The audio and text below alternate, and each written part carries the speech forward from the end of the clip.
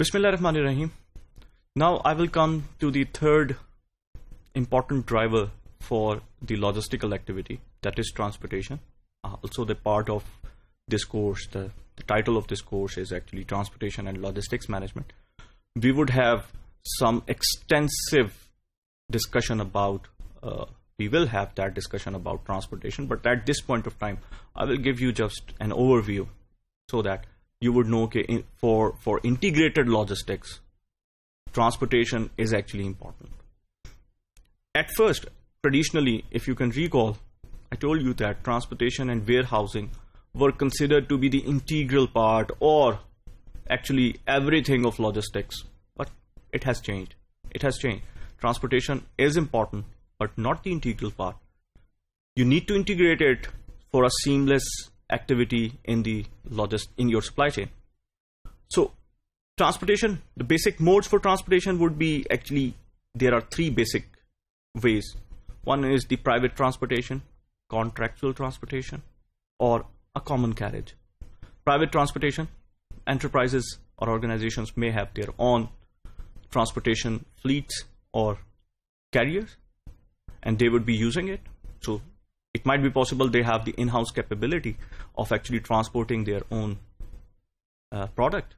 So actually the function of distributor is being performed by that enterprise.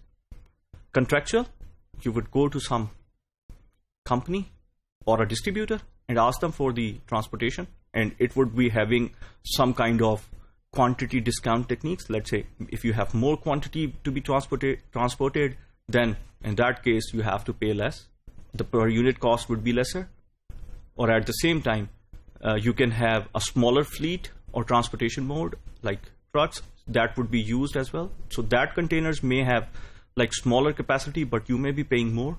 So there are different rate schemes for contractual arrangements as well. Companies, organizations, they tend to have contractual agreements with the transportation companies or the distributors for a longer or long-term relationship. That long-term relationship is actually important for their business.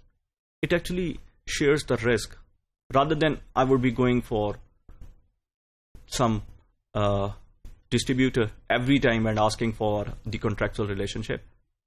It would be better to have a repeated contractual relationship. That means one time what kind of a contract I have done, I would be using it for my transport for a longer period of time. And that distributor will actually be the part of my logistics. And obviously the logistical cost would be important. So I would be trying to optimize in terms of like trading off between efficiency and effectiveness. The third one could be the common carriage, the public carriers. You can use that as well. For shipments, normally companies use it as a mode as well, especially for something which is having a longer lead time. You can use that kind of a mode as well. Three factors are important in determining that whether you are going for your own private fleet or for some contractual arrangement or for the common carriage. These are the cost, speed, and consistency in transportation. These three things are very important.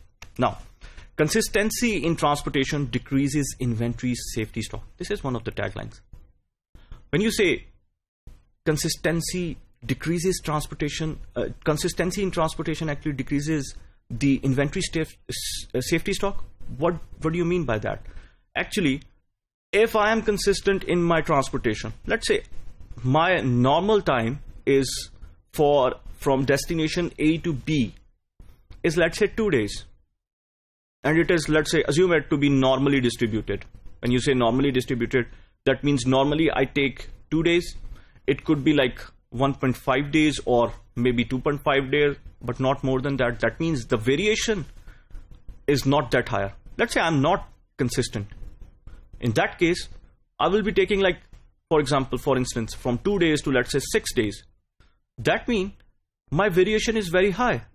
So what will happen?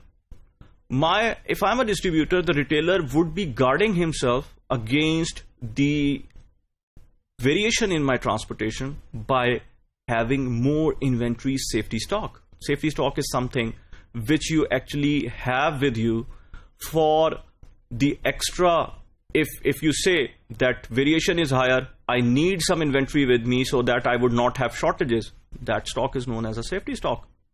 So the retailer in this case, for some kind of a product, would actually be having more safety stock with him. Why? Because I'm not consistent in my transportation mode. Sometimes I take 2 days, sometimes I take 6 days. So consistency is one of the important factors. Speed and consistency, if you combine it, it actually creates a quality transportation service. So when you say, okay, what is the quality aspect of transportation? There are 2 factors: speed and consistency. Yes, cost is important, but for most of the responsive logistical activity, I would say it would become secondary. It will come after speed and consistency. The quality transportation which you give to the customers would actually be dependent upon speed and consistency. Yes, if you have longer lead times, you can make cost your primary objective, then speed and consistency would be something of secondary nature. Thank you.